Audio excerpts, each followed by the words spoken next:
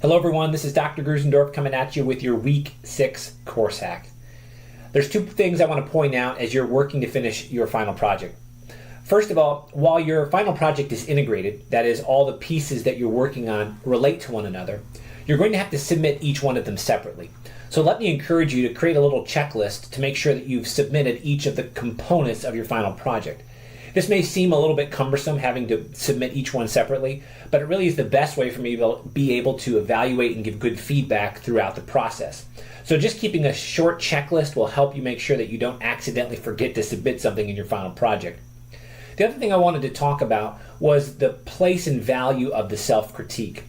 In an increasingly digitally driven world, we need to get comfortable evaluating video of ourselves.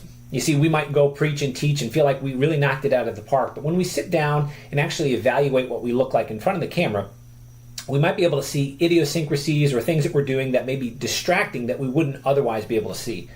So part of your final project is sitting down and watching the video of your teaching event and giving yourself a critique. Now, just be honest here. I'm just looking for you to get more and more comfortable with you looking at yourself on screen.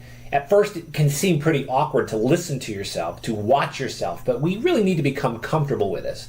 Trust me when I tell you that every one of these course hacks has been evaluated and reviewed by me before I posted it. And there have been times when I've seen things, I wanted to go back and change them as we go through. So there's great value in this process, and that's why this is part of this final project, giving you an opportunity to get more comfortable with looking at yourself on camera and then evaluating your presentation.